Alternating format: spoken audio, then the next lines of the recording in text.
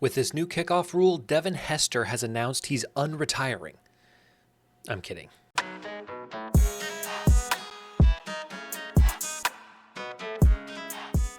Welcome back to the Green Beans Go channel. It's your host, me, and a very surprising new rule in the NFL is set to take place in 2024. And I think, personally, this is a great change and should bring a lot of excitement back to games, back to kickoff. So let's go ahead and jump right into it. Look at 2024's new kickoff rules. Now, a couple things before we get started. This is only in effect for 1 year, 2024, and then the committee will go back, they'll reassess, and they'll figure out if they need to make changes. So if you're someone who hates this new rule that I'm about to explain, especially if you don't know what it is, you may not have an opinion yet, you just have to suffer through it for 1 year at least, and it may be more, but it may grow on you in that time. Obviously, this is another push to help players become more safe on the field and to limit concussions. They saw an overwhelming amount of concussions on traditional kickoffs with players running at full speed towards each other. So that is why this rule is now in effect, because what they did do in the past years, 2023, is they made it almost impossible or not worth a team's while to return the kick, and it resulted in a touchback 78% of the time, which is not great for fans. So they're trying to find a balance of what will excite fans but also keep the game safe. And so I think this new rule for 2024 is a step in the right directions to accomplish both of those things. So let's take a look at the new formation on kickoffs. Yes, this looks a little bizarre. We'll start with the kicker. The kicker will kick off from their 35-yard line, kicking this way. Instead of the kicking team lining up in line on formation with the kicker, they will actually be 20, 30 yards ahead. They will line up on the return team's 40-yard line. So this is where the kicking team lines up quite a bit forward. When I show you a video of what this looks like in the XFL in a little bit, it will look bizarre. It will take some getting used to, but I think it will be okay after all. The return team will line up on the 35-yard line. So there's a 5-yard gap between the defenders and the return team. And there are special rules about how many have to be touching the line. I believe it's like 7 have to at least have their foot on the line, and then the other ones can be between the 35 and the 30. That's all very nitpicky, so we don't need to go in there. And then a maximum of 2 returners can line up in the landing zone, which we'll talk about in a second. It can be just 1, and I think it will often be just 1, but it can be up to 2. That's the formation, all right? It looks a little bizarre, and there are some special rules that go along with it. So we'll talk first about the landing zone. The landing zone is the goal line to the 20-yard line of the receiving team. So when I refer to the landing zone, I'm talking about anything inside the 20-yard line. Here are the rules for the landing zone.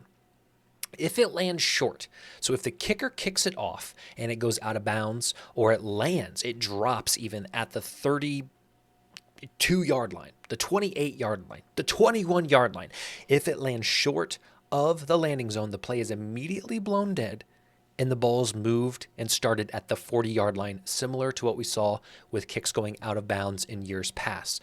So this really puts the pressure on the kickers to land it in that 20-yard gap, and if they are short, there will be a penalty for them. Not necessarily a penalty, but I mean, in far as game speak, it's a penalty because you're giving them the ball at the 40-yard line. If it lands in the landing zone, it has to be returned. All right, it is a live ball. So if it lands anywhere in bounds, 0 to 20, it must be returned. If it lands in the landing zone and then rolls into the end zone, all right, down here, it has to be returned or it has to be downed by the return team. So if it lands at the 5, rolls into the end zone, the player can determine, do I want to return this from the end zone or do I just want to kneel down and take a touchback?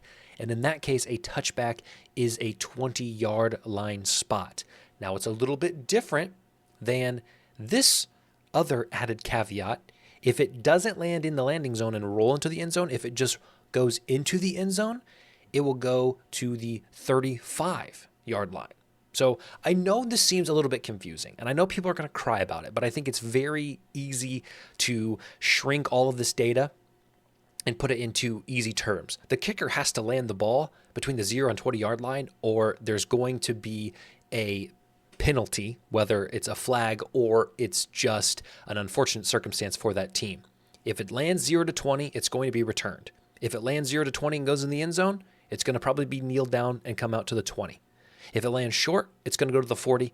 And if it lands in the end zone, which would have been a touchback, it's going to go to the 35. So I like this rule. I like all of these rules because I think it adds a little bit more skill to the kickers. I mean, how many kickers do we see just tee the ball up and blast it through the end zone? And that's how, we may as well stop wasting the time and just set the ball down at the 25-yard line and start the game, because in this last season, we didn't see a lot of action on the kickoff. So I think this adds action back, and I think these are good measurements. These are good parameters to set for the kicking team to have to follow so that we get more excitement, we the fans. Now, some general rules about this. The kicking team, so that would be the X's here. The kicking team cannot move until the ball touches the ground or a player in the landing zone. So once this ball is kicked, everybody freezes until it either hits the ground inside the 20 or it touches a player. Then these people can move, all right? So that is an advantage to the return team, I think. But I think that's also an advantage for the fans. There is no fair catch. If there is a fair catch, the play is blown dead. It can't be done, all right? There's no such thing as a fair catch in this circumstance. You're probably asking, what if a team wants to do an onside? How does that work? An onside is the same rules that we've seen in the past, but the team has to declare an onside. So there's no shock onsides. There's no surprise onsides. They have to tell the ref, we are going to attempt an onside, and then the same rules apply. I would like to see that changed, and I would hope that in the coming years we see the onside kick change, because I think they're nearly impossible to achieve at this point in the game, and so I would like that to be tweaked a little bit, but that's for another video. If there are carryover penalties, so let's say a team scores a touchdown, they go to kick the extra point, there's an unsportsmanlike conduct that's carried over to the kickoff. That will just move the kicker back 15 yards. It will not change how the orientation of the players is set up. So these guys will still line up at the 40-yard line, but the kicker will have to kick instead of the 35. If it's unsportsmanlike conduct, if it's 15 yards, he'll have to kick from the 20-yard line. And for safeties is actually interesting. It's the same situation, but it's from the 20-yard line as well, and the kicker can choose whether they want to kick the ball off a tee or punt it. So gone potentially are these safety punts after we see a safety. It could be all kicks, but again, that is up to the kicker. So those are the new rules in totality, but let's take a look at what this actually looks like. So in the XFL, this is something they've adopted, and you see the kicker back here lined up they're lining up at the 30, but the NFL will be at the 35. And you see the players lined up at the 35. They'll be at the 40, and these players lined up at the 30. So it's a little bit different, okay? So as you can see, let me go back here. The NFL adopted slightly different measurements. They kind of moved it back a little bit. So don't be confused at the yard markers here, but understand it's the same. Just shift them back in your brain, okay? So the kicker will kick off, and notice how none of these guys are moving right now. Okay, until the ball is caught, now these players will move. Okay, there's the ball is caught, sorry. Now these players will move.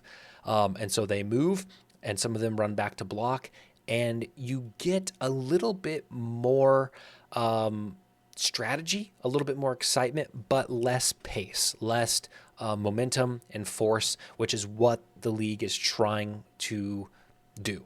I like this rule. I think this is awesome. I think this is fascinating. And a lot of people I saw on Twitter were commenting, this is ridiculous. You're not even going to recognize the game in 10 years. They're changing what we love. You guys like watching touchbacks? What? You guys enjoyed a kicker lining up and blasting it to the fans? No, absolutely not. That was horrible. This is different. This will take getting used to, but it is better than the alternative, which was just kickers kicking touchbacks starting at the 25-yard line.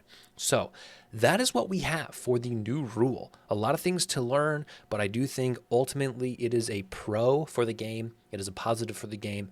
Let me know if you guys think the same way and have the same sentiment. And as always, we will see you next time on the Green Means Go channel. I love you.